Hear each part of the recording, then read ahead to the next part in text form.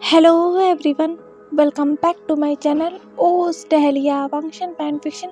मैं आपकी author violet. अगर आप लोगों को मेरी नॉवेल्स पसंद आती हैं तो प्लीज़ मेरे चैनल को लाइक शेयर एंड सब्सक्राइब कर दीजिएगा और कमेंट करके बताइएगा कि आप लोगों को मेरी नॉवेल्स कैसी लगती हैं। पर नॉवेल शुरू करने से पहले मैं आप सभी से कुछ बातें करना चाहती हूँ अपने नॉवेल्स को लेकर। एंड प्लीज़ आप सभी से स्किप मत कीजिएगा, आप सभी सुनिएगा इसे, क्योंकि ये ज़रूरी है आने वाले नॉवेल्स को लेकर। मुझे कुछ दिन पहले कुछ कमेंट्स आए थे कि मेरी जो नॉवेल है वो नानी की कहानियों की तरह लगती हैं। क्या सच में मेरी नॉवेल नानी की कहानियों की तरह लगती हैं आप लोगों को? सच में? हालांकि मैंने भी नानी की कहानियों को सुना है, अपनी दादी की कहानियों को भी सुना है।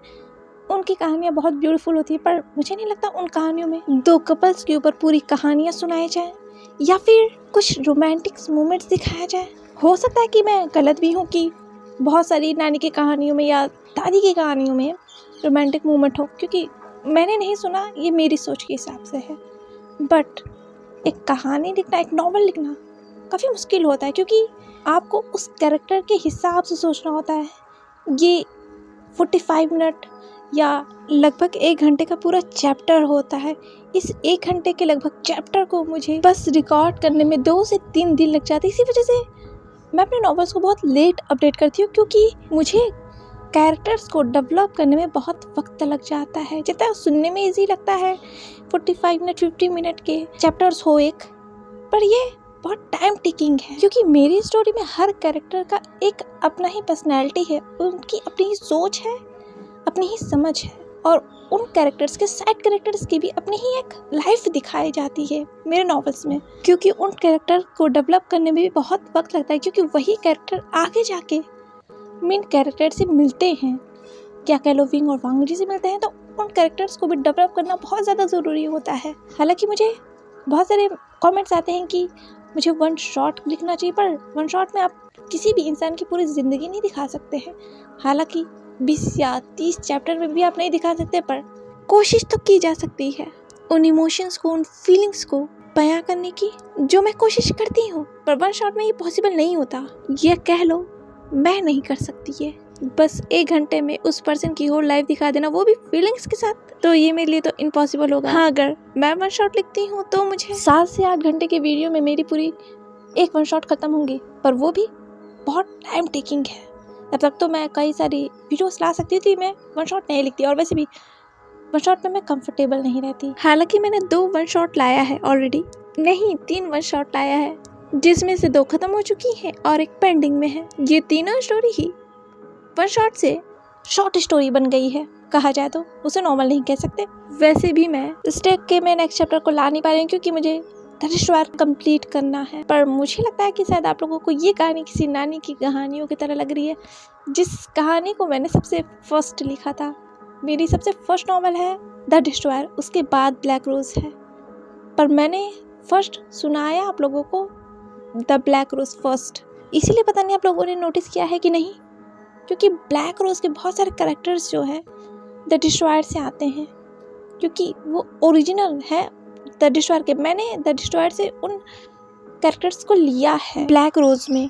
एंड आप लोग बताइएगा कि क्या आप लोगों को मेरी कहानी सच में नानी की कहानियों की तरह लगती है, या आप लोग बोर हो गए हो?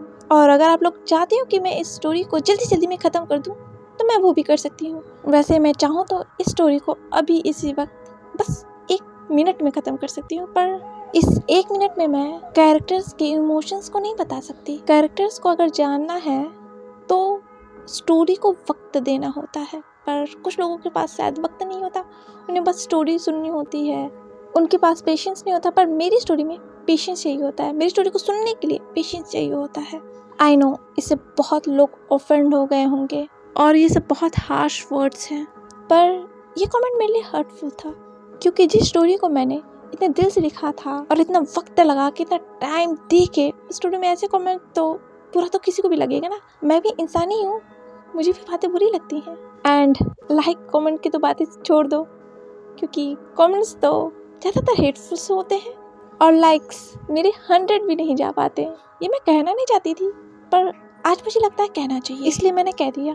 एंड मैं आज ही अनाउंस कर देती हूँ कि द डिस्ट्रॉयर के बाद से मेरी कोई भी स्टोरी जो है इतनी लॉन्ग नहीं जाने वाली, या कह लो 2 सीजन्स में तो नहीं आएंगी। द लास्ट ऑर्डर उसे मैं शट डाउन कर रही हूँ। जो द ड्रैगन्स मेट का लास्ट सीजन था वो नहीं आएगा फ्यूचर में कभी। एंड मैंने एक स्टोरी लिखी थी the destroyed life of darkness के भी पहले, जिसका नाम है द रेडमून नाइट। उसमें वांग जी एक वैम्पायर होने वाला था और उसकी पूरी ही फैमिली एक वैम्पायर थी और विंग को सब ढूंढ रहे थे किसी रीजन से। मैं स्टोरी को कुछ हिंट्स भी नहीं देना चाहती क्योंकि मैं नहीं चाहती इस स्टोरी के प्लॉट्स लीक हो जाए किसी तरीके से, क्योंकि मैं भी स्टोरी को वांगशन में नहीं लिखने वाला, क्योंकि इस स्टोरी के पूरे 3 सीजन है और एक सीजन इसके पूरे 50 चैप्टर जाएगा। 50 आई थिंक सो 30 भी जा सकता है, पर मैं जानती हूँ ये रूड है, पर मैं नहीं ला सकती क्योंकि नॉवेल्स आप लोग को नहीं पसंद, आप लोग को शॉर्ट स्टोरी पसंद है। तो मैं अब से शॉर्ट स्टोरी लाऊंगी और मैं द डिस्ट्रॉयर को बहुत जल्दी ख़त्म करने की कोशिश करूंगी। एंड मैं जानती हूँ इनमें से बहुत सारे लोग ऑफेंड हो गए होंगे और बहुत सारे लोग जो मुझे सपोर्ट करते हैं, थैंक यू सो मच। आप लोग ऐसे मुझे सपोर्ट करिएगा। एंड आप लोगों के कमेंट्स बहुत क्यूट होते हैं जो भी मुझे सपोर्ट करते हैं। किसी ने मुझसे कहा था कि मुझे मिस शाहरुज़ीला के फेस को दिखाना चाहिए। मिस शाहरुज़ीला के पर्सनैलिटी की तरह मुझे अभी तक कोई भी फेस नहीं मिल पाया है। अगर मिल जाएगा तो नॉवल के बीच में ही मैं मिस शाहरुज़ीला के फेस को रिवील कर दूंगी। और आपने मुझसे कहा था कि मैं मिस शाहरुज़ीला के ओमेगा को दिखाऊं। हालांकि इस नॉवल में ऐसा कुछ था नहीं कि मिस शाहरुज़ीला का कोई ओमेगा भी, मैंने सोचा ही नहीं था उनका ओमेगा, पर मैं कोशिश करूंगी क्योंकि ये इंटरेस्टिंग होगा। थैंक यू मुझे ये सजेस्ट करने के लिए। और मैंने इसके पहले वाले चैप्टर में मिस शाहरुज़ीला के गर्लफ्रेंड का या कह लो ओमेगा का हिंट दिया है जो यांग की सिस्टर होने वाली है। चलिए बहुत सारी बातें हो गई और मैं आपके पूरे 6 मिनट से भी ज़्यादा खा गई। तो चलिए अपने इस ब्यूटीफुल नॉवल को शुरू करते हैं जिसका नाम है the destroyer life of darkness chapter 34 part 6 spy. पिछले पार्ट में हमने देखा था कि विंग और वांग जी घर वापस आ रहे हैं अपने इस कॉलेज टूर से, और दूसरी तरफ मिस शाहरुज़ीला को प्रेसिडेंट मैंग ज़ीही ने ऑर्डर दिया था कि वो लाइफ को लेकर आए, वो भी गार्डेनिया प्रेसिडेंट हाउस में। अब आगे जियांग मेंशन। एक शख्स ने एक कमरे का दरवाज़ा धीरे धीरे खोला और फिर उसने अपने सामने एक शख्स को बेड पर रोते हुए देखा। उस कमरे में पूरी तरह अंधेरा था, बस एक डिम लाइट चल रही थी। वो शख्स गया उस सोते हुए शख्स के पास और फिर वो उस बेड पर बैठ गया। पता नहीं कितनी देर तक वो शख्स उस सोते हुए इंसान के चेहरे को देखते रहा, जो सोते हुए बहुत ज़्यादा खूबसूरत लग रहा था, किसी स्लीपिंग ब्यूटी की तरह। फिर उस शख्स ने उस सोते हुए शख्स के बगल में लेटते हुए उस सोए हुए शख्स को अपने बाहों में भर लिया। जैसे ही उस सोए हुए शख्स को ये फील हुआ कि किसी ने उसे अपने बाहों में भर लिया है, तो उस शख्स ने कहा लंजा। वांग जी ने कहा विंग को टाइटली हक करते हुए, विंग क्या मैंने तुम्हें जगा दिया बेबी? विंग ने कहा नहीं, ऐसा कुछ नहीं है। ये कहते हुए विंग ने वांग जी को हक कर लिया और कहा मुझे बस यहाँ सोना है। ये कहकर विंग ने वांग जी के चेस्ट पर अपने सिर को रख लिया और कहा मुझे यहाँ सोना पसंद है, तुम्हारी धड़कनों को सुनना पसंद है। वांग जी ने कहा क्या तुम्हारा हाथ अभी भी दर्द कर रहा है? विंग ने कहा नहीं, ऑइंटमेंट तुमने तो लगा ही दिया था ना, अभी ठीक है लंजा, इसकी फिक्र मत करो।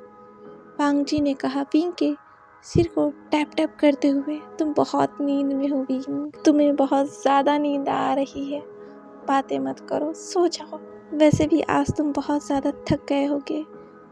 विंग ने कहा थक गया हूँ। ये कहते ही विंग सो गया वांग जी के शर्ट को पकड़कर, वो भी अपने हाथों में बहुत टाइटली। विंग की मुट्ठियों में देखा जा सकता था वांग जी के वो शर्ट जो सिकुड़ गए हैं अब। वांग जी ने ये देखा, वांग जी के चेहरे पर एक बड़ी सी स्माइल आ गई और उसने विंग को और ज़्यादा टाइटली ग्रैब कर लिया अपने बाहों में और उसे अपने ऊपर ही लटा लिया। वांग जी ने कहा मुझे भी यहाँ सोना है, ये कहकर वांग जी ने विंग के नेक को इनहेल किया और वो दोनों ही एक साथ सो गए, एक दूसरे के बाहों में, एक दूसरे के फेरोमोन्स को इनहेल करते करते, एक दूसरे के वार्म्स को फील करते करते। और पता नहीं कब सुबह भी हो गई और चिड़िया आसमान में चहचहाने लगी और सूरज सिर पर चढ़ चुका था और जांग मेंशन में काफ़ी ज़्यादा शोर भी हो रहा था, जो शोर सुनकर विंग झटके से उठ गया। उसने कहा, ये क्या हो रहा है? क्या कोई घर पे आया है? इतना ज़्यादा शोर क्यों हो रहा है? ये कहकर विंग अपने बेड से उठा और फिर उसने बेड पर देखा तो वांग जी उस बेड पर नहीं था। विंग को याद है कल रात को वांग जी हमेशा की तरह उसके कमरे में आया था चुपके से, पर लगता है वो सुबह चला गया था। ये सोचते ही विंग के चेहरे पर स्माइल आ गई और वो फ्रेश होने के लिए चला गया था। और जब वो सीढ़ियों से उतरकर नीचे लिविंग हॉल में आ रहा था तो उसने देखा उसके सारे फ्रेंड्स उसके घर पर आए हैं और लिविंग हॉल में बैठे हुए और वो सभी बात कर रहे हैं। और साथ ही इधर उधर उन्होंने कचरा भी फैला रखा है, क्योंकि बहुत सारे रैपर्स जमीन में बिखरे हुए थे, जूस टेबल पे थे और जूसेस का ग्लास टेबल पर गिरा हुआ था। पर उन सभी को क्या फर्क पड़ता है, वो सब तो अपने बात करने में मग्न थे। वहाँ जंगशा, यालनी, वेंचिंग, सीही, मैम्या, सिजोई, लुकस, डेजी या कह लो बाओसरन, लुलू या कह लो लाइनी, रैन, निहोसेंग भी था और साथ ही वांग जी भी था। वांग जी ने यानी से बात करते हुए सीढ़ियों की तरफ देखा तो उसने कहा, विंग। ये सुनते ही सभी की नजरें विंग की तरफ चली गईं और उससे पहले कि वांग जी कुछ कहता, नियोसेंग अपनी जगह से उठा और वो दौड़ते हुए विंग के पास गया और उसने कहा, विंग। ये कहते हुए नियोसेंग ने विंग को हक कर लिया। विंग ने कहा, तुम सब यहाँ क्या कर रहे हो? नियोसेंग ने कहा, विंग तुम्हें फुर्सत मिले तब ना अपने इस एरोगेंट बॉयफ्रेंड से। ये कहते हुए वांग जी को नियोसेंग ने देखा। फिर नियोसेंग ने कहा, तो हमें याद करोगे ना? वांग जी ने कहा, हुसैंग तुम मुझसे हमेशा चिड़े हुए क्यों रहते हो? तुम्हें प्रॉब्लम क्या है? हुसैंग ने कहा, तुमने मेरे फ्रेंड को मुझसे छीन लिया, मुझे ये प्रॉब्लम है। ये कहते हुए नियोसेंग ने अपना मुंह बनाया और फिर उसने विंग की तरफ देखा और कहा हंसते हुए, विंग तुमने मैसेज नहीं देखा था क्या? विंग ने कहा, कैसे मैसेज? नियोसेंग ने कहा, विंग तुम बदल गए हो, पहले तो तुरंत मैसेज देखते थे, अब क्या हो गया तुम्हें? इस्लान वांग जी की वजह से तुम अब तो मैसेजेस भी नहीं पढ़ते हो। हमारा वही ग्रुप मैसेज जिसमें हम सभी ने डिसाइड किया था कि 2 दिन के बाद हमारा कॉलेज शुरू हो रहा है और हम सब फन करेंगे, पर तुमने तो देखा ही नहीं। ये सुनकर विंग ने अपना सिर खुजलाया और कहा, सॉरी जैंग। नियोसेंग ने कहा अपना मुंह फुलाते हुए, फिर से सॉरी? तुम्हारा हर बार का सॉरी है विंग। ये कहते हुए नियोसेंग अपने जगह बैठ गया उस काउच पर। विंग ने आते हुए कहा, हुसैन अब गुस्सा भी मत करो ना। नियोसेंग ने कहा, गुस्सा नहीं तो करूँ तो क्या करूँ? ये कहते हुए हुसैन की नज़र वांग जी पर गई। वांग जी को देखते ही नियोसेंग ने एक सड़ा सा मुंह बनाया। फिर उसकी नज़र यानी और जंगशा पे गई, जो उसे घूर घूर के देख रहे थे जैसे कि अभी मार डालेंगे उसे। ये देखकर नियोसेंग डर गया। उसने कहा, अच्छा ठीक है गुस्सा नहीं हो रहा हूँ, मैं नहीं हूँ गुस्सा विंग। जैसे ही नियोसेंग ने ये कहा, जंगशा और यानी का फेस बहुत स्वीट सा हो गया, जैसे उन्होंने अभी कुछ किया ही नहीं। ये देखकर नियोसेंग ने अपने मन में कहा, ये दोनों भाई बहन पता नहीं कितना विंग के लिए पॉसेसिव है यार। मैंने तो मजाक किया था, मैं गुस्सा भी नहीं हो सकता क्या अपने फ्रेंड से? क्या किस्मत है मेरी, इसके भाई और बहन ऐसे क्यों हैं? विंग ने कहा, हुसैन तुम क्या सोचते रहते हो? मन ही मन। नियोसेंग ने कहा, क्या है ना, मैं गालियाँ देता रहता हूँ। विंग ने कहा, किसे? तुम्हारे भाई बहन को। विंग ने कहा, क्या? नियोसेंग ने कहा, उप्स कुछ नहीं, हाँ मैं कुछ कह रहा था, भूल गया मैं।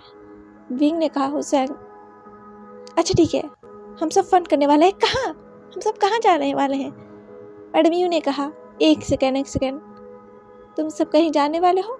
ये कहते हुए मैडम यू कुछ पेस्ट्रीज लेकर आए और उन्होंने टेबल पर रख दिया।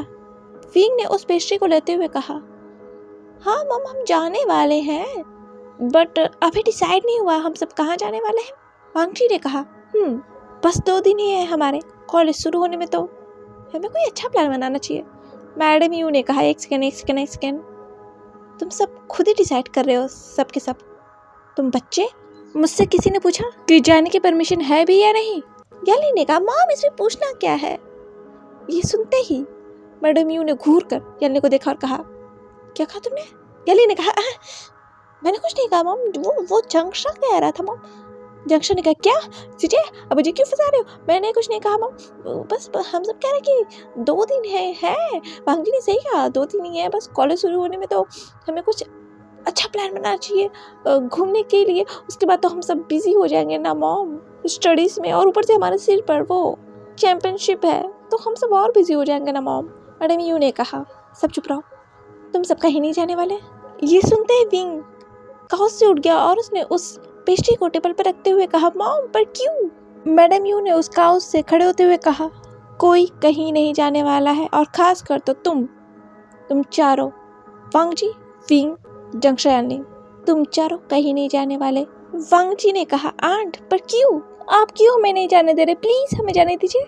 यहाँ लैनी और बॉस सरन दोनों एक पास बैठी थी। बॉस सरन ने लैनी के कान में कहा, देख रही हो लैनी, डिस्ट्रॉयर तो ऐसे बिहेव कर रहे हैं जैसे वो एक चाइल्ड हो, वो खुद को टीनेजर समझने लगे हैं, और देखो तो वो जिद भी करने लगे हैं। लैनी ने कहा उस केक के पीस को खाते हुए, हाँ वो खुद को ह्यूमन जो समझने लगे हैं, वो भूल गए हैं सब कुछ। बहुत सारे ने कहा, पर याद दिलाने के लिए बहुत सारे लोग आने वाले हैं। मैमिया ने बहुत सारे और लैनी के बीच में घुसते हुए कहा, कौन आने वाला है? तुम दोनों आपस में क्या बातें कर रही हो? मैं देख रही हूँ। तुम लुलू, तुम इस डेजी से कुछ ज्यादा चिपकी नहीं रहती? तुम्हें याद है ना, ये हमारे अपोजिशन गैंग की है, डेविल गैंग की, तो तुम इससे इतना बात क्यों करती हो? और मैं देख रही थी, तुम फ्लोरा में भी जहाँ हम गए तो घूमने, तुम वहाँ भी इससे चिपकी हुई थी। तुम दोनों आपस में खुशबू क्या करती रहती हो तुम दोनों, और आपस में क्या आपस में हंसती रहती हो? तुम दोनों कितना हंसती हो। ये सुनकर बॉस सरन और लैनी ने घूर कर मैमिया को देखा। लैनी ने मन ही मन कहा, कभी कभी मुझे मन करता है इस इंसान को मैं मार दूं, क्योंकि ये इंसान बहुत इरिटेटिंग है। आज तक मुझे किसी ने भी बोलते हुए इंटरप्ट नहीं किया, और इसकी इतनी हिम्मत। बॉस सरन ने कहा, लैनी अब तुम्हें समझ में आ रहा होगा डिस्ट्रॉयर को कैसा लगता होगा इन इंसानों की चपड़ चपड़ सुनकर। लैनी ने माइंड लिंक कर बॉस सरन से कहा, झूठ मत बोलना बॉस सरन, तुम्हें भी तो यही मन करता है। बॉस सरन ने कहा, ऐसा नहीं है। मैंने ने कहा, क्या लुलू कुछ बोलोगे भी? तुम इसके पास क्यों बैठी हो? और तुम मुझे ऐसे घूर कैसे सकती? तुम्हें याद है ना, मैं एरा गैंग की लीडर हूँ। लैनी ने कहा, पता है। मैंने कहा, पता है तो उठो, तुम इसके पास नहीं बैठोगी, मैं तुम्हें इसके पास देखना नहीं चाहती हूँ। क्या पता ये मेरे खिलाफ तुम्हें भड़का दे तो? ये सुनकर बॉस सरन ने गुस्से में मैमिया को देखा। बॉस सरन ने कहा अपने मन में, व्हाट यू मीन कि मैं इसे भड़काऊंगी? ये इंसान कहना क्या चाहती है? और यहाँ मैंने लुलू को डांटते हुए कहा, जो लैनी है, आगे से अगर तुम्हें किसी भी रीजन से इसके पास बैठना होगा ना, तो तुम पहले मुझसे परमिशन लोगे, फिर बाद में इसके पास बैठोगी, समझ गए तुम? समझ में आया? ये सुनकर लैनी की तो सुलग गई थी। उसने मैमिया को देखकर कहा, क्या मुझे अब बैठने के लिए भी तुमसे परमिशन लेनी पड़ेगी?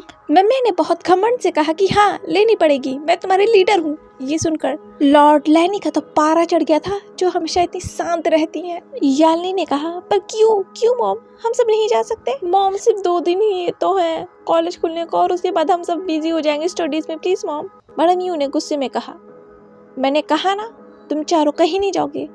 फिंग ने कहा मैडम यू के हाथ को पकड़कर, मॉम पर क्यों नहीं जा सकते? ये सुनते ही मैडम यू ने अपना फेस बहुत स्वीट से बना लिया था। उन्होंने अपने सॉफ्ट वॉइस में कहा, फिंग वो क्या है ना बेबी, तुम्हारे डैड ने मना किया है। मैडम यू के इस बदलते हुए रूप को देखकर सभी शॉक। मैंने कहा, क्या मेरी आंखें गलत देख रही हैं? ये तो अभी गुस्से में थी, ये हंस कैसे रही है अभी? लैनी ने कहा, प्यार है। मैंने कहा, क्या? बॉस सरन ने विंग और मैडम यू को देखते हुए कहा, माँ का प्यार। जंक्शन ने कहा, ये सुनकर, माँ का प्यार नहीं, वो माँ तो मेरी भी है, पर वो मुझे बहुत डांटती है। वो विंग के लिए सिर्फ सॉफ्ट है, हमारे लिए नहीं। अभी मैंने कुछ बोला ना, मेरी जान ले लेंगी। मैंने कहा, क्या सच में? कहीं तुम जंक्शन कहीं से उठाए तो नहीं गए हो? जंक्शन ने ये सुनकर गुस्से में मैम्या को देखा और कहा, क्या मतलब है तुम्हारा? मैम्या ने कहा, आई मीन देखो ना, आंट अभी कितनी गुस्से में थी, तुम दोनों से कितनी गुस्से में बात करी थी, और विंग को देखो कितनी सॉफ्ट से समझा रही है कि अंकल ने मना किया है, तो हो सकता है तुम अडॉप्टेड। शट अप मैम्या, क्या बक रही हो तुम? मैं उनका ओरिजिनल चाइल्ड हूँ। मैंने कहा मैं कहाँ कुछ कर रही थी, वो क्या है ना, तुम चेहरा नहीं मिलता ना तुम्हारा आंट से, आंट इतनी ब्यूटीफुल और तुम। जंक्षा ने कहा अपनी आईब्रोज को रेस करती, और तुम कहना क्या चाहती हो मेम्या? मैंने कहा मैं कुछ नहीं कहना चाहती, मैं कह रही थी कि तुम क्या? मैंने कहा थोड़े से। जंक्षा ने कहा क्या थोड़ा सा? मैंने कहा भद्दे दिखते हो। जंक्षा ने कहा तुम। ये कहते ही जंक्षा खड़ा हो गया और वो मैम्या को एक पंच करने वाला था कि मैडम यू ने ये देख लिया। उन्होंने कहा जंक्षा। जैसे ही जंक्षा ने ये सुना, उसने मैडम यू की तरफ देखा और उसका जो हाथ था मैम्या की तरफ बढ़ा हुआ पंच करने के लिए, वो वहीं रुक गया। मैडम यू ने कहा तुम क्या कर रहे थे? मैडम यू को इतने गुस्से में देखकर जंक्षा का फ्यूज उड़ गया था। जंक्षा ने कहा मैं तो बस कुछ नहीं, इसे शाबाशी दे रहा था मॉम। ये कहकर जंक्षा ने मैम्या को साइड हक किया और उसके शोल्डर पर टैप करते हुए कहा देखो मॉम, इसे शाबाशी बस दे रहा था। मैडम यू ने अपने आईब्रोज को रेस करते हुए कहा क्या सच में? मैम्या ने कहा ड्रामा करते हुए यस आंटी और कुछ नहीं, वो मैंने एक सही आंसर दिया तो जंक्षा मुझे शाबाशी बस दे रहा था। ये कहकर मैंने जंक्षा के कान में कहा वैसे मैंने गलत नहीं कहा था, तुम भद्दे ही दिखती हो जंक्षा, वैसे आज मैंने बचा लिया तुम्हें, आगे नहीं बचाऊंगी। ये सुनते ही जंक्षा ने मैम्या के शोल्डर पर एक पिंच किया और कहा। मैम्या ने कहा आ मैम्या मुझसे पंगे मत लो, तुम बस मॉम के सामने बची हो मुझसे, बाहर मिलो पीट दूंगा। तभी वांगजी ने मैडम यू से कहा आंट प्लीज हमें जाने दो, हम कोई भी गड़बड़ नहीं करेंगे और हम जल्दी घर आ जाएंगे। ये सुनते ही मैडम यू की नजरें जंक्षा और मैम्या से हटकर वांगजी पर गई। मैडम यू ने वांगजी के सिर पर पैट करते हुए कहा वांगजी देखो तुम्हारे अंकल ने मना किया है। वांगजी ने कहा पर क्यों आंट? मैडम यू ने कहा मुझे नहीं पता, फिलहाल मुझे तुम्हारे अंकल टेंशन में लग रहे थे और मैं उन्हें और टेंशन नहीं देना चाहती हूँ, सो प्लीज तुम लोग को फोन करना है ना तो तुम लोग घर में ही कर सकते हो, इतना बड़ा घर है, तुम लोग चाहे जो करो, मैं तुम लोग को डिस्टर्ब नहीं करूंगी, पर तुम सबको बाहर जाने की परमिशन मैं नहीं दूंगी और ये फाइनल है, गॉट इट? और हाँ अगर तुम सबको घर में फन नहीं करना तो ठीक है, घर में ही रहो और तुम सब मैम्या, वेंचिंग, सिजोई, लुकस, डेजी, लुलू, तुम सबको बाहर जाना है तो जाओ, तुम सब फन कर सकते हो, पर ये चारों नहीं जाएंगे, ओके?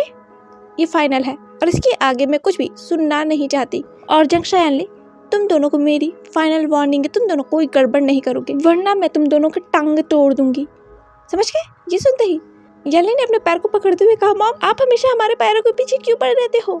मैडम यू ने कहा क्योंकि तुम दोनों ही सबसे ज्यादा उत्पात मचाते रहते हो, इसीलिए कोई भी घर से बाहर नहीं जाएगा, अगर पकड़े गए तो मैं छोड़ूंगी नहीं उसे, समझ गए ना तुम सबके सब? ये कहकर मैडम यू ने वांगजी, विंग, जंक्षा यानली को घूर के देखा और मैडम यू ये कहकर जाने लगी। विंग ने कहा मैं क्या करूं मॉम? ये सुनते ही मैडम यू रुके और उन्होंने पीछे पलट कर देखा। विंग मैडम यू के पास आया। मैडम यू ने कहा क्या? विंग अब फिर मुझसे तुम जिद मत करना, मैंने पहले कहा है डैड ने मना किया है तो कोई नहीं जाने वाला बाहर। विंग ने कहा ठीक है मॉम, आपने कहा ना हम सब बाहर नहीं जा सकते, पर आपने कहा ना कि अभी ने तो कहा कि हम घर में फन कर सकते हैं। मैडम यू ने कहा हाँ तुम लोगों को घर में जो करना है करो, मैं मना नहीं करने वाली, पर बाहर नहीं जाना। विंग ने कहा तो ठीक है, फैंटास्टिक, तो हम सब घर में ही फन कर लेते हैं। ये कहकर विंग ने पीछे पलटकर वांगजी को देखा और कहा लंजा ये अच्छा आइडिया है ना? वांगजी ने कहा गुड आइडिया विंग। फिर वांगजी ने जंक्षा यानली को देखा। यानली ने कहा घर में फन बोरिंग है। ये कहकर यानली ने अपने आईज को रेस किया, पर उसकी तुरंत नजर मैडम यू पर गई जो उन्हें घूर रही थी। यानली ने कहा गुड आइडिया, फैंटास्टिक, घर में सबसे बेस्ट है, वाह विंग कितना ऑसम आइडिया है। मैडम यू ने कहा तो ठीक है, मैं तुम लोगों के लिए कुछ स्नैक्स भिजवा देती हूँ। ये कहकर मैडम यू ने विंग के चेहरे पर अपने हाथ को रखा और उसके फोरहेड पर किस किया और वो वहां से चली गई। कुछ देर के बाद मैम्या ने कहा एक पिलो को लेते हुए जो विंग के बेड पर बैठी थी, मैंने सोचा नहीं था कि ये हाउस पार्टीज इतनी ऑसम होती हैं, वो भी बिना ड्रिंक्स के, एक स्नैक्स, वेफर, चॉकलेट और कोल्ड ड्रिंक से भी काम चलाया जा सकता है यार, ये मस्त था, मुझे बहुत पसंद आया। क्यों वेंचिंग जो विंग के बेड पर ही एक कोने में बैठी हुई थी, एक टेबल लैंप के बगल में, वो टेबल लैंप चल रहा था। वेंचिंग ने विंग से अपनी नजरें हटाकर खिड़की से बाहर देखते हुए कहा अब रात हो चुकी थी, सूरज ढल चुका था। हाँ ये हाउस पार्टी ब्यूटीफुल थी। मैंने कहा हाँ ब्यूटीफुल। वेंचिंग ने कहा हाँ ब्यूटीफुल है, ढेर सारे indoor games, music, stories and और उस इंसान को दिन भर देखना जिससे आप बहुत प्यार करते हो। मैंने कहा क्या? वेंचिंग ने कहा क्या? मैंने कहा तुम अपने में ही बात कर रही हो वेंचिंग। मैं क्या कहा? मैंने सुना नहीं ठीक से। ये सुनकर बॉस सरन ने वेंचिंग को देखा। वेंचिंग ने कहा ओह कुछ नहीं, मैं कह रही थी ये हाउस पार्टी ब्यूटीफुल थी, मैंने बहुत इंजॉय किया। मैंने यालिनी को देखते हुए कहा ब्यूटीफुल? हाउस पार्टीज भी कभी ब्यूटीफुल होती है? उसे इंजॉय किया जाता है, तुम ब्यूटीफुल इसे कैसे कर सकती हो? वेंचिंग अब तुम बहुत अजीब हो गई हो और अजीब अजीब बातें करती हो। वेंचिंग यहाँ आना नहीं चाहती थी पर वो क्या करे, वो मजबूर है अपने दिल से। और फिर वो अपने दिल से हार गई और वो यहाँ आ गई बिना सिजोई को लिए। सिजोई वेंचिंग से बहुत गुस्सा है, बहुत ज़्यादा गुस्सा है। वो जानता है विंग कौन है, क्या है, फिर भी वो वेंचिंग से गुस्सा है क्योंकि वेंचिंग सब कुछ जानते हुए भी वो बस विंग को देखती रहती है बिना खुद की फिक्र किए हुए। वेंचिंग को याद है जब सिजोई को उसने विंग कौन है ये सच बताया था तो सिजोई ने कहा था वेंचिंग उसका पीछा छोड़ दो, वो तुमसे बहुत ज़्यादा अलग है, तुम उसे पा नहीं सकती। हाँ मुझे पता है मैं उसे पा नहीं सकती पर उसे प्रोटेक्ट तो कर सकती हूँ। वेंचिंग तुम एक ह्यूमन हो, भूल क्यों रही हो? और वो गॉड है, मर जाओगे उसके पीछे। उसे बचाना यानी मौत के गले लगाना। तुम्हें नहीं पता, किसी को नहीं पता विंग के पीछे कितने लोग हैं। अगर तुम विंग के पीछे गई तुम मर जाओगी वेंचिंग में, तुम इस तरह नहीं देख सकता। आखिर एक दोस्त अपने दोस्त को इस तरह दर्द में कैसे देख सकता है? इसीलिए जो आज यहाँ नहीं है और ना ही यहाँ रायन है जो गार्डियन एंजल है। विंग जो अपने कबर्ड में कुछ ढूंढ रहा था उसने कहा मुझे मिल गया। पंक्ची ने कहा विंग फाइनली तुम्हें मिला। विंग ने उस एक बड़े से बॉक्स को लाते हुए कहा ये रहा था जो मैं ढूंढ रहा था। पंक्ची ने काउच से खड़े होते हुए जो रेने के बगल में बैठा था उसने अपने हाथों में जो स्नैक्स ले रखा था उसे टेबल पर रखा और कहा ये क्या है? विंग ने उस बड़े से बॉक्स को फ्लोर पर रखते हुए कहा ये एक पजल है। ये कहते ही विंग ने उस पजल के बॉक्स को खोल दिया। यालिनी ने कहा ये तो जो डैड ने तुम्हें लास्ट बर्थडे पे गिफ्ट दिया था ये वही है ना? जंक्शन ने कहा ओ ये बोरिंग सा गेम। ये सुनते ही यालिनी ने घूर कर जंक्शन को देखा और कहा जंक्शन हाँ मतलब बोरिंग नहीं है, बहुत कूल गेम है, विंग को पसंद है। विंग ने कहा तो चलो इसे खेलते हैं। पंक्ची ने कहा विंग बेबी ये एक लोगों का बस गेम है, हम इतने सारे लोग कैसे खेल सकते हैं? ये सुनकर नियोसेंग ने अपना मुंह बनाया एक सड़ा सा और उसने आइज को रोल करते हुए कहा ये कितना विंग को बेबी बेबी कहता रहता है, मैं पक गया हूँ ये सुनकर वांग जी ने नियोसेंग को देखा और कहा तुमने कुछ कहा? नियोसेंग ने कहा मैं क्या कहूँगा, तुम ही कह रहे थे बेबी विंग को। वैसे भी लान वांग जी तुम्हें नहीं पता इस गेम के बारे में, मैंने और विंग ने ये गेम बहुत बार खेला है जब तुम नहीं थे विंग के बॉयफ्रेंड। ये न्यूज़ेंग ने बहुत जोर दे के कहा था कि वांग जी नहीं था। वांग जी ने कहा हुसैंग तुम्हारा मतलब क्या है मैं नहीं था? विंग ने कहा हे शांत हो जाओ, मैं बताता हूँ इस गेम को कैसे खेलते हैं, बहुत सारे लोग भी खेल सकते हैं। वांग जी ने कहा कैसे? यालिनी ने कहा चलो सब खेलते हैं तब। मैंने बेड से उठते हुए कहा मैं भी खेलूंगी। ये कहकर मैं भी फ्लोर पर आ गई थी उन सभी के पास। जंक्शन ने मैमे को आते हुए देखकर कहा हाँ यही तो बची थी। विंग ने पीछे पलटकर वेंचिंग को देखते हुए कहा सीनियर वेंचिंग आप नहीं खेलेंगे? ये सुनकर वेंचिंग ने आसमान से अपनी नजरें हटाकर विंग की तरफ देखा और कहा क्यों नहीं खेलूंगी, जरूर खेलूंगी। ये सुनकर विंग ने एक बड़ी सी स्माइल की और विंग के स्माइल को देखकर वेंचिंग ने एक छोटी सी स्माइल की। बहुत से सरन सब देख रही थी और लैनी भी। विंग ने कहा तो ठीक है, हम 10 लोग हैं करीब, तो 2 ग्रुप बनाते हैं। निहोसेंग ने कहा विंग 10 नहीं 11, मैं भी तो हूँ, तुम मुझे भूल गए? विंग ने कहा नहीं होसेंग तो मैं तुम्हें कहाँ भूला हूँ, मतलब 11 ठीक है। तो 2 ग्रुप बनाते हैं, एक लोग इधर उधर हो जाएंगे, किसी का साथ देंगे ठीक है। तो 5 इस ग्रुप में 5 उस ग्रुप में। निहोसेंग ने कहा मैं हेडफोन लेकर आता हूँ। यालिनी ने कहा हेडफोन क्यों? निहोसेंग ने कहा विंग ये लो। ये सुनते ही विंग ने हेडफोन लिया और उसे वांग जी के कानों पर लगा दिया। वांग जी ने अपनी बड़ी बड़ी आंखें करते हुए कहा ये क्या? विंग ने वांग जी के दोनों गालों को पकड़कर उसे पिंच करते हुए कहा ये इसलिए है लंजा क्योंकि जितने भी ग्रुप मेंबर्स होंगे वो एक पर्सन जो पजल के पीसेस को लगा रहा होगा उसे पजल के पीसेस देंगे, पर पजल को हाथ भी नहीं लगाएंगे। मैंने एक अजीब से मुंह बनाते हुए कहा, ये कैसा गेम है? विंग ने कहा, मैं समझाता हूँ पहले, लेकिन हमें अपना ग्रुप डिसाइड करना होगा। रॉक पेपर सीजर से करते हैं। न्यूजंग ने कहा, गुड आइडिया। कुछ देर के बाद वांगजी विंग को देख रहा था घूर घूर के। वांगजी ने कहा, मैं ये गेम नहीं खेलूंगा। ये सुनकर विंग ने अपना क्यूट सा मुंह बनाते हुए कहा, लंजा प्लीज ना। और विंग के ही बगल में न्यूजंग बैठा था जो वांगजी को चिढ़ा रहा था लिटरली, जो देखकर वांगजी का पारा चढ़ गया था क्योंकि वांगजी बेचारा दूसरे ग्रुप पे चला गया, वो भी विंग के बिना। इसलिए वांगजी गुस्सा है। वांगजी के ग्रुप में लॉर्ड बॉसासरन, रेने जो रेन गॉडेस है, और लैनी लुकस हैं, और विंग के ग्रुप में मैम्या, वेंचिंग, न्यूहोसेंग, यालनी और जेंट्रा सबकी हेल्प करेगा। विंग ने कहा, प्लीज ना लंजा। वांगजी ने कहा, ठीक है विंग, ऐसा चेहरा मत बनाया करो, तुम जानते हो ना। विंग ने कहा, थैंक यू लंजा। ये कहकर विंग ने कहा, तो ठीक है, हम सबके ग्रुप डिसाइड हो गए, तो कोई एक पर्सन पजल्स को सॉल्व करेगा और उसके कानों में हेडफोन्स लगे रहेंगे और उसके ग्रुप मेंबर्स पजल के पीसेस को देंगे और बताएंगे कि इन पजल के पीसेस को कहाँ लगाना है, पर वो पजल को छुएंगे नहीं। वांगजी ने कहा, म्यूजिक चलेगा तो हमें सुनाई कैसे देगा हमारे टीम मेंबर्स कह रहे हैं। विंग ने कहा, यही तो गेम है, और वैसे भी इतना भी लाउड म्यूजिक नहीं रहेगा, हाँ, पर इतना स्लो भी नहीं रहेगा कि आसानी से अपने टीम मेंबर्स की बातों को सुना जा सके। कुछ बातें सुनाई तो देंगे ही, ओके।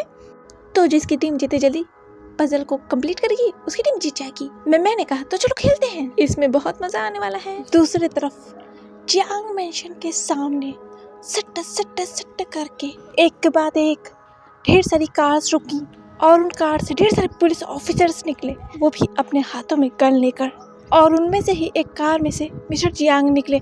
मिस्टर जियांग ने कहा, स्टॉप, कोई भी अभी शूट नहीं करेगा, मेरे कहने पर ही सभी फायरिंग करना शुरू करेंगे, गॉट इट।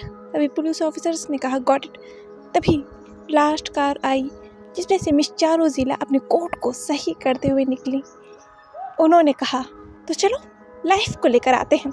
ये कहते ही मिस चारोजीला जियांग को क्रॉस कर जाने ही वाली थी कि जियांग ने कहा, मिस चा, हमें शांति से मसला सुलझाना होगा, लाइफ अभी बच्चे हैं। मिस चारोजीला ने कहा, क्या फ़र्क पड़ता है, मुझे बस लाइफ चाहिए। ये कहकर मिस चारोजीला जियांग को क्रॉस कर गई और उन्होंने एक पुलिस ऑफिसर से कहा, गेट खुलवाओ। तभी नीमिंजे ने जियांग से कहा, मिस्टर जियांग, मुझे कुछ ठीक नहीं लग रहा। लूना ने कहा, मिस्टर जियांग, मुझे लगता है कुछ बहुत बड़ा होने वाला है। क्या सच में मिस्टर वी वुशान ही लाइफ है? आप श्योर तो है ना? जियांग ने कहा, लूना, तुम हमेशा ही ये क्यों पूछती रहती हो? हम श्योर हैं, वी वुशान ही लाइफ है। लूना ने मिस चारोजीला को देखते हुए कहा, कोई बात नहीं, आज तो कंफर्म ही हो जाएगा वी वुशान मदर ऑफ अर्थ है या नहीं। नीमिंजे ने कहा, क्या मतलब? दूसरी तरफ एक पुलिस ऑफिसर गया, उसने कहा, गेट खोलो। जियांग मैंशन के गार्ड ने कहा, बाहर ढेर सारे पुलिस ऑफिसर को देखते हुए, नहीं, आपसे हमने पहले भी कहा है, पुलिस ऑफिसर्स को अंदर आने की इजाज़त नहीं है, आप सब जाइए यहाँ से। ये कहकर उस गार्ड ने पीछे पलट कर देखा। एक गार्ड को उसने नोट किया, उस गार्ड ने भी नोट किया। उसने तुरंत किसी को कॉल किया, रिंग जा रही थी। तभी किसी ने फ़ोन उठाया और कहा, हेलो। उस गार्ड ने कहा, हेलो सेक्रेटरी यूजे, पुलिस आई है। ये सुनते ही सेक्रेटरी यूजे जो था अपनी जगह से खड़ा हो गया। उसने कहा, क्या? लिटिल मास्टर कहाँ है? उस गार्ड ने कहा, लिटिल मास्टर तो घर में ही है। यूजे ने कहा, शिट, उन पुलिस ऑफिसर को रोको, मैंशन के अंदर नहीं जाने चाहिए वो सब। उस गार्ड ने कहा, सेक्रेटरी यूजे, हमें लगता है हम ज़्यादा देर तक इन पुलिस ऑफिसर को नहीं रोक सकते। पहले से भी ज़्यादा पुलिस ऑफिसर्स हैं और उन सभी के हाथों में गन्स हैं। ये सुनते ही यूजे ने फ़ोन काट दिया और वो दौड़ता हुआ गया और उसने जियांग फैमिंग के ऑफिस के दरवाज़ों को खोल दिया था जहां मीटिंग चल रही थी। अचानक से दरवाज़ा खुलने पर सभी का ध्यान यूजे की तरफ गया और जियांग फैमिंग जो ढेर सारे लोगों के बीच में बैठे हुए थे उनका भी ध्यान यूजे की तरफ गया। जियांग फैमिंग को देखते ही यूजे दौड़ते हुए जियांग फैमिंग पास गया और उसने जियांग फैमिंग के कान में कुछ कहा। ये सुनते ही जियांग फैमिंग शॉक। जियांग फैमिंग को इस तरह खड़ा होते हुए देखकर सभी शॉक थे। ऐसा क्या हो गया जो जियांग फैमिंग इतने परेशान लग रहे हैं? पर जियांग फैमिंग से पूछने की हिम्मत कौन कर सकता था?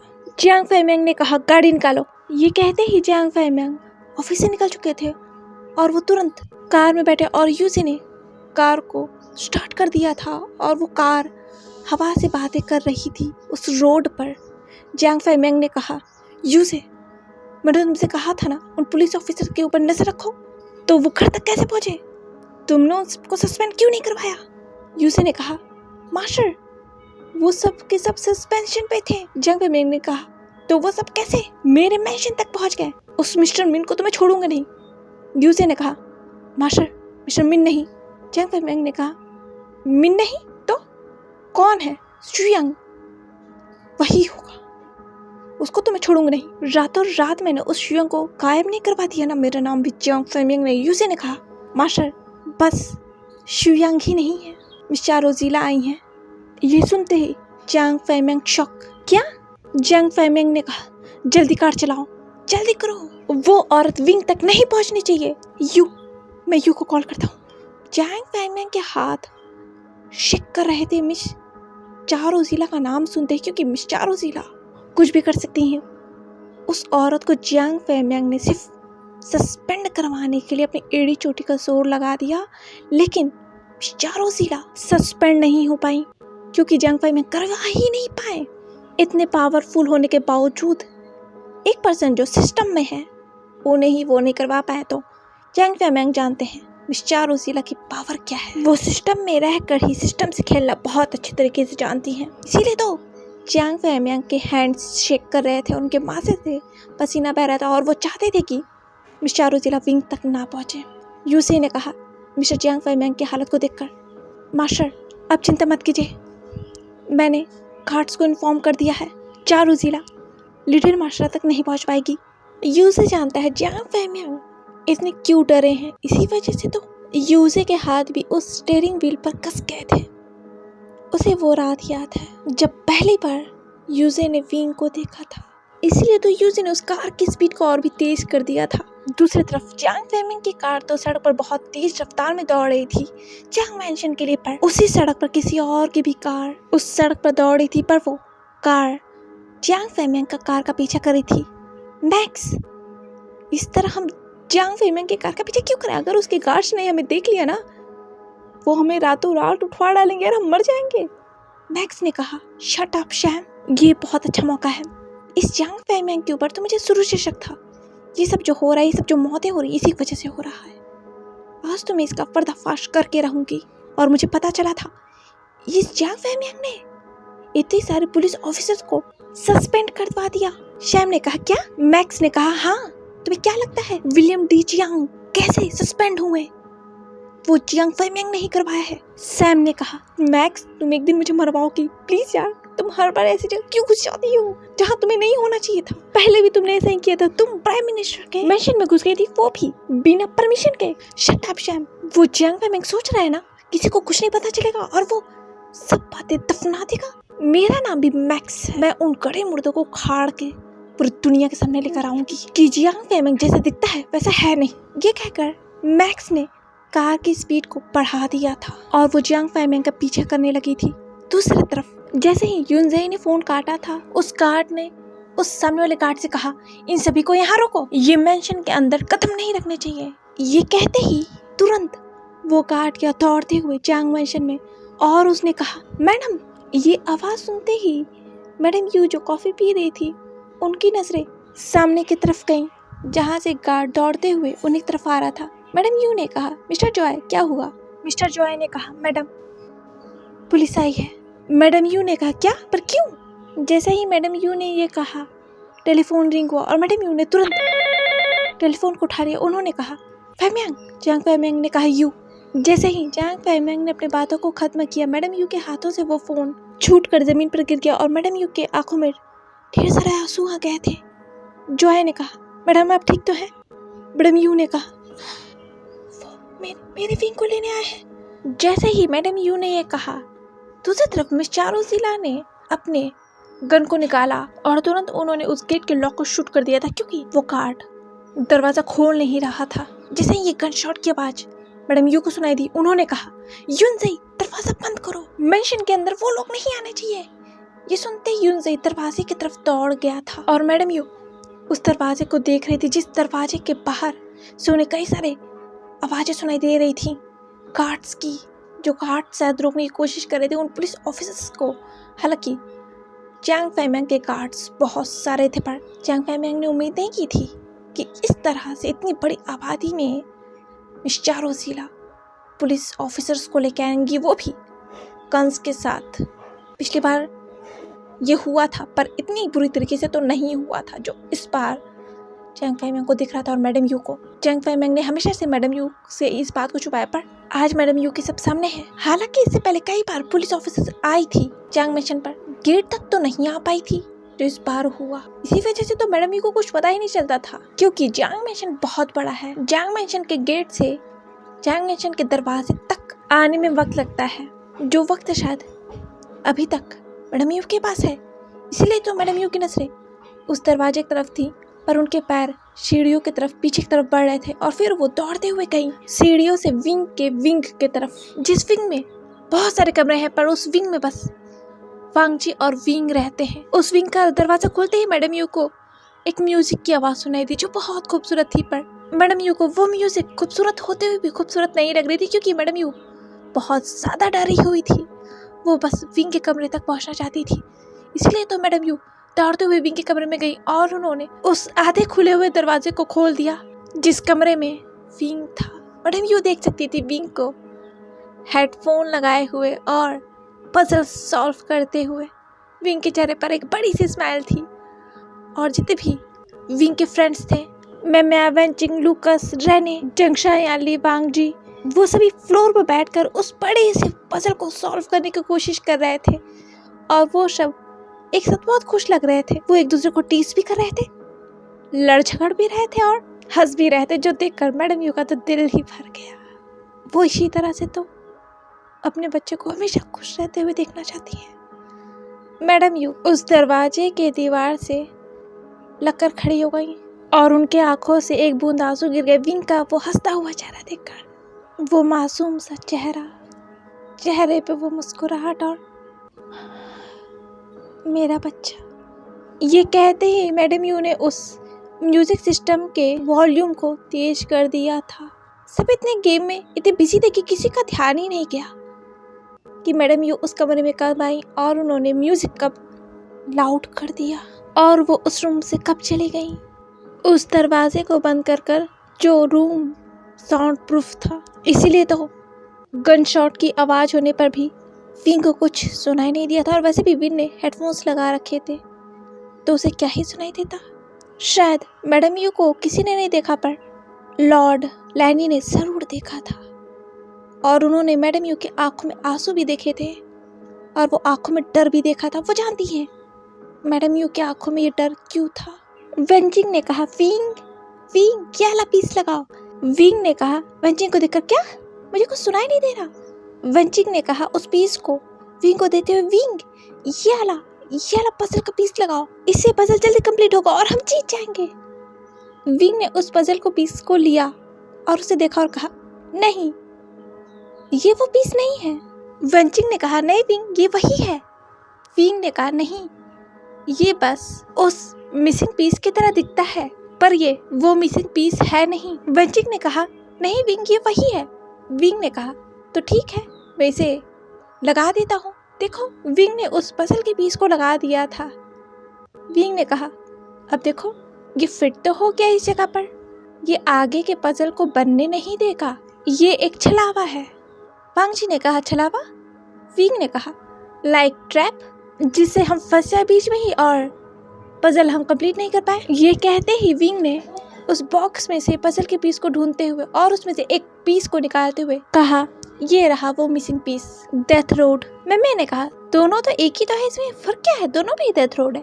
विंग ने कहा, मैम्या ये सिर्फ इस पजल की तरह दिखता है, पर ये इसकी असली जगह ले नहीं सकता। ये कहते ही विंग ने उस पहले वाले पीस को लिया जो उसने उस पजल में लगा रखा था, उसे निकाल दिया और विंग ने जो अपने हाथों में पीस ले रखा था वो मिसिंग पीस उसे उस पजल में लगा दिया और कहा, ये देखो मैम्या, इस मिसिंग पीस को लगाते ही कई सारे रास्ते बन गए ना मंजिल तक पहुंचने की। और ये पीस देखो, ये बिल्कुल इसकी तरह पर पजल में इसे लगाते ही ये हमारे मंजिल तक पहुंचने के सारे रास्ते बंद कर देगा और हमें खुद के हिसाब से चलाएगा, पर ये हमें मंजिल तक पहुंचने नहीं देगा। तो ये एक छलावा ही है ना। ये सुनकर सभी शॉक। विंग इतना अच्छा पजल में कैसे हो सकता है? न्यू सिंह ने चिल्लाते हुए कहा, वाह विंग, तुम तो ऑसम हो। मैं जानता था तुम तो मास्टर हो पजल में। सॉल्व करना पजल कोई तुमसे सीखे। ये पीस तो सच में रेप्लिका था इस पीस का।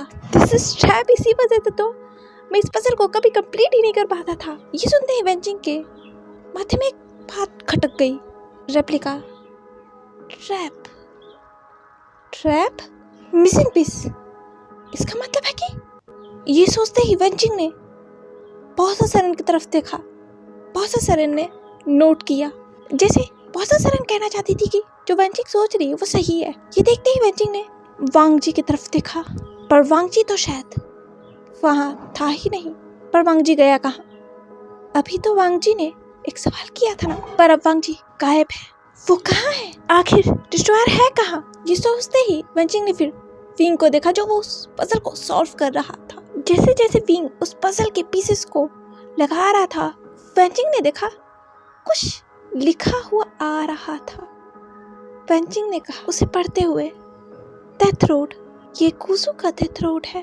दूसरी तरफ मिस चारोजीला ने उस मेन गेट को खोल दिया था और उस मेन गेट को खोलते ही ढेर सारे गार्ड्स आ गए और उन्होंने मिस चारोजीला के सामने गन पॉइंट कर दिया था। मिस चारोजीला ने अपने हाथों को क्रॉस करते हुए कहा, उन पुलिस ऑफिसर को देखते हुए, तुम लोगों को क्या लगता है तुम मुझे रोक सकते हो? नहीं। ये कहते ही मिस चारोजीला ने अपने पास से गन निकाला और एक गार्ड के ऊपर शूट कर दिया बिना किसी वार्निंग के। ये देखते ही जियांग ने कहा, मिस चारोजीला ने कहा जियांग की तरफ देखते हुए, अपने आईज को रोल करते हुए, mister Jiang, don't to try stop me, क्योंकि अब मैं रुकने नहीं वाली। मेरे पास परमिशन है और ये भाड़ी के कुत्ते मुझे रोक नहीं सकते, तो आप भी कोशिश मत कीजिएगा। ये कहते ही मिस चारोजीला ने मिस्टर जियांग के बगल में एक गार्ड को शूट कर दिया। जियांग ने कहा, ये कहकर जियांग ने मिस चारोजीला को देखा। मिस चारोजीला ने अपने गन को नीचे करते हुए कहा, मिस्टर जियांग खड़े मत रहिए, अपनी गन्स उठाइए एंड फायर। ये मेरा ऑर्डर है, जो भी रास्ते में उड़ा दो। ये सुनते ही जियांग शॉक, और वहां से मिस चारोजीला चली गई थी उस जियांग मैंशन के दरवाजे की तरफ। वो लगातार सबको शूट किए जा रही थी और ये देखकर जियांग शॉक था। जियांग ने कहा, शुयांग, मिस चा को रोको। शुयांग ने कहा, मैं क्यों रोकूं, मैं तो यही चाहता था। मिस चा सही है। ये कहते शुयांग ने एक गार्ड को शूट कर दिया। निमिंजी ने कहा, मिस्टर शुयांग और मिस चारोजीला पागल हो गए हैं, उन्हें हमें रोकना होगा। मिस्टर जियांग ने कहा, अपने सामने से एक गार्ड को शूट करते हुए, अब इसके लिए बहुत देर हो गई है। ये कहते ही जियांग ने भी फिर एक बार और शूट किया, क्योंकि अब रुका नहीं जा सकता था। गार्ड्स बहुत सारे थे और अगर रुके तो मरे। इसी वजह से रुकना तो इम्पॉसिबल था, बस आप बढ़ सकते थे, क्योंकि जियांग फैमिंग के गार्ड्स पुलिस ऑफिसर्स को अंदर जाने नहीं दे रहे, सीधा शूट कर रहे। तो शूट तो अब जियांग को भी करना होगा। अंधाधुंध फायरिंग चल रही थी, वहाँ लोग मर रहे थे एक के बाद एक, चाहे वो पुलिस ऑफिसर मरे या वो गार्ड्स मरे, पर मर तो रहे थे ना, जाने तो जा रही थी। और खून भी लगातार बह रहा था और उन खून की चिटे जियांग मैंशन के दीवारों पर पड़ रहे थे, टिट फॉर टैट। हालांकि इन सब की शुरुआत मिस चारोजीला ने की थी, इसे नकारा नहीं जा सकता था। यहाँ लगातार गोलियों की आवाज सुनाई दे रही थी और यहाँ जियांग मैंशन के अंदर उस दरवाजे को मैडम यू लगातार देख रही थी। उनके आंखों में डर साफ दिखा जा सकता था। जो दरवाजा एक वक्त के बाद खुल गया था और वहां से मिस चारोजीला आई। मिस चारोजीला ने कहा, जियांग मैंशन को घेर लो और लाइफ को ढूंढो। विवुशान मुझे चाहिए, ढूंढो उन्हें। ये सुनते ही सभी गार्ड्स जियांग मैंशन के अंदर जाने लगे थे। ये देखकर मैडम यू ने चिल्लाकर कहा, सब वहीं रुको, किससे पूछकर तुम ये कर रही हो? मैंने तुम्हें इजाजत नहीं दी है। मैडम यू ने तेज से चिल्लाकर कहा था कि मैडम यू के चिल्लाने की आवाज पूरे जियांग मैंशन में गूंज गई थी। यहाँ तक कि वेंचिंग को भी मैडम यू के चिल्लाने की आवाज सुनाई दी थी, जबकि वो कमरा साउंड प्रूफ था। फिर भी वेंचिंग ने कहा, एक सेकंड, मैं अभी आ रही हूँ, मेरा एक कॉल आ रहा है। ये कहते ही वेंचिंग विंग के कमरे से बाहर आ गई और उसने चेयर से एक कदम रखा ही था कि उसने अपने सामने इतने ढेर सारे पुलिस ऑफिसर्स को देखा जो पूरे जियांग मैंशन में फैल गए थे। और मैडम यू बहुत गुस्से में थी और उनका चेहरा गुस्से में लाल हो चुका था। मैडम यू की आंखें डार्क थी और उस सामने वाले पुलिस ऑफिसर की भी, जिसे वेंचिंग देख रही थी, उस ऑफिसर ने कहा, मुझे तुमसे इजाज़त लेने की ज़रूरत नहीं है। मैडम यू ने कहा, मेरे घर में आई हो और मुझे से इजाज़त नहीं लोगी। मिस चारोजीला ने कहा, मेरे पास वारंट है। मैडम यू ने कहा, फाड़ में गया वारंट और फाड़ में गए तुम। मैंने कहा, निकलो मेरे घर से। ये सुनते ही मिस चारोजीला भड़क गई थी। उन्होंने कहा, हाउ डेयर यू। ये कहते ही मिस चारोजीला ने अपने गन को निकाला और वो गई। उन्होंने मैडम यू के सिर पर गन तान दिया और कहा, एक बार और कहो ना, खोपड़ी खोल दूंगी। मैडम यू ने बिना डरे हुए मिस चारोजीला की आंखों में देखकर कहा, मैं तुमसे डरती नहीं हूँ, और वैसे भी मैडम यू बहुत स्ट्रॉन्ग लेडी है, इस औरत के सामने वो डरती कैसे जो उनके बच्चों को लेने आई है। ये देखकर शुयांग ने कहा, मिस चा, क्या कर रही हैं आप? पर तुरंत मिस चा ने देखा मिस्टर जॉय ने उनकी तरफ गन पॉइंट किया और कहा, गन्स डाउन, वरना मैं शूट कर दूंगा।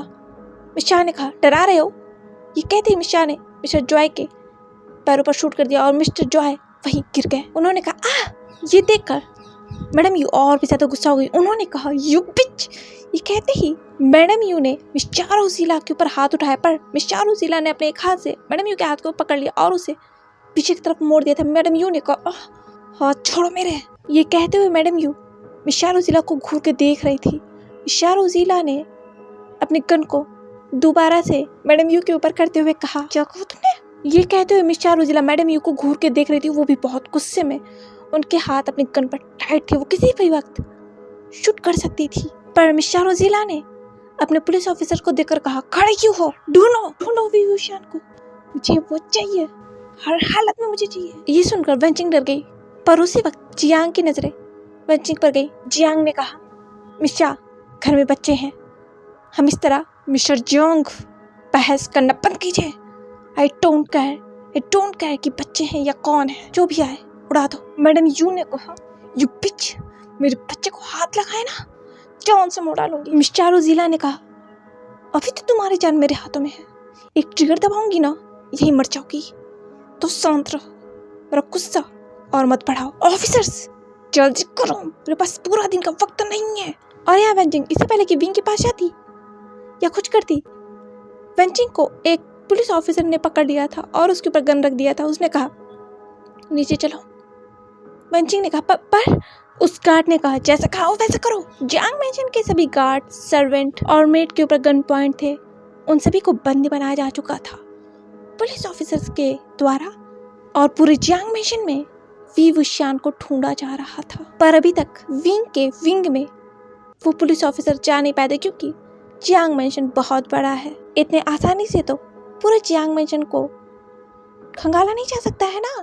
और वैसे भी मिस चारोजीला के पुलिस ऑफिसर को क्या पता था कि विंग का विंग कौन सा है। इसी वजह से तो अभी तक वो पुलिस ऑफिसर वहां तक पहुंच नहीं पाए थे। मैडम यू ने कहा, रोको इन सबको। मिस चारोजीला ने कहा, अपना मुंह बंद करो। मैडम यू ने कहा, तुम जानती नहीं हो मैं कौन हूँ और मैं क्या कर सकती हूँ। मिस चारोजीला ने कहा, अभी तो तुम मेरे बंदूक के नोक पे हो। मैडम यू ने कहा, तुम जैसी घटिया औरत एक बच्चे के पीछे पड़ी है। मैंने कहा, अगर तुमने मेरे बच्चों को हाथ लगाया ना।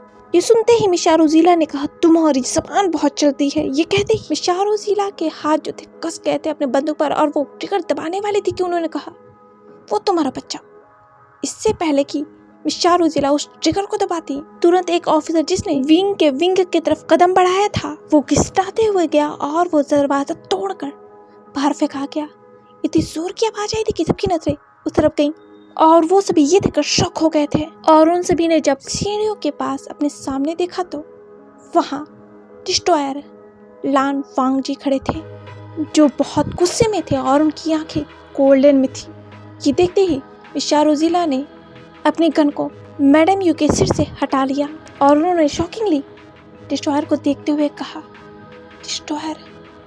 पहली बार मिस चारोजीला ने डिस्ट्रॉयर को अपने इतने पास से देखा था और डिस्ट्रॉयर की वो गोल्डन आइज जो देखकर ही मिस चारोजीला के पैर कांप गए थे और उनके हाथ में वो गन भी शेक कर रही थी। डिस्ट्रॉयर लान वांगजी ने अपने सिर को उठाते हुए मिस चारोजिला को देखते हुए कहा अपनी डार्क वॉइस में, मैं कुछ पल के लिए क्या अपनी शख्सियत भूल गया। दुनिया मेरी ओमेगा के पीछे ही पड़ गई। जैसे ही डिस्ट्रॉयर ने ये कहा, एक पुलिस ऑफिसर ने कहा, हे तुम वहीं रुको। ये कहकर वो पुलिस ऑफिसर अपने गन को लेकर डिस्ट्रॉयर के पास बढ़ा ही था कि जियांग ने कहा, स्टॉप, वहीं रुको तुम, वहां आगे मत जाना। पर उससे पहले डिस्ट्रॉयर का पारा चढ़ गया था ये सुनकर, और उन्होंने उस पुलिस ऑफिसर को एक झटके में उठा के बाहर फेंक दिया जियांग मैंशन के बाहर। और जैसे ही वो पुलिस ऑफिसर बाहर गया, उसके मुंह से खून निकलने लगा था। ये देखकर सभी पुलिस ऑफिसर डर गए थे। उन सभी ने डिस्ट्रॉयर के ऊपर गन पॉइंट कर दिया। डिस्ट्रॉयर ने ये देखकर एक स्मिक किया और उन सभी को एक झटके में बाहर फेंक दिया था अपनी पावर से। वो सभी घिसटाते हुए दरवाजे खिड़कियां तोड़कर बाहर फेंके गए थे डिस्ट्रॉयर के द्वारा। ये देखकर मिस चारोजिला ने कहा, डिस्ट्रॉयर रुक जाइए, हम यहाँ सब। ये सुनते ही डिस्ट्रॉयर ने मिस चारोजिला की तरफ देखा और अपने हाथ को ऊपर किया, और उसी वक्त मिस चारोजिला ऊपर उठ गई हवा में और उन्होंने अपने गर्दन को पकड़ लिया। उनके हाथों से वो बंदूक छूट चुकी थी। डिस्ट्रॉयर ने कहा, तुम सब यहाँ मेरे ओमेगा को लेने आए थे। तुमने सोचा भी कैसे कि तुम मेरे ओमेगा को हाथ लगाओगे और मैं कुछ नहीं करूँगा? तुमने ये सोचा भी कैसे?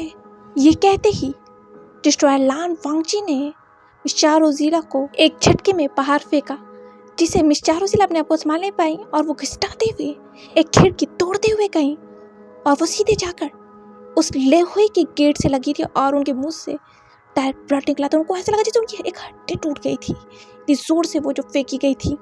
ये देखकर madam you shock. Madam you ने वांगजी को देखा और कहा, तुम हो कौन? पर डिस्ट्रॉयर लान वांगजी तो इतने गुस्से में थे कि वो उस जियांग मैंशन से बाहर निकले और उन्होंने मिस चारोजिला को देखा। उन्हें मिस चारोजिला के ऊपर बहुत गुस्सा आ रहा था, उनका पारा चढ़ा हुआ था मिस चारोजिला के ऊपर। ये औरत मेरे ओमेगा को लेने आई है और यहाँ जियांग, मिस चारोजिला, शुयांग, निमिजे, उन सभी की हालत बहुत बुरी थी और उन सभी के मुंह से ब्लड निकल रहा था। उन सभी की हालत तो बहुत बुरी ही थी और साथ ही उन सभी को बहुत ज़्यादा चोटें लगी हुई थी। किसी के सिर से खून निकला था तो किसी की हड्डियाँ ही ऐसी लग रही थी चूर हो गई हैं। और ये सब हुआ था बस एक झटके में डिस्ट्रॉयर के आने से।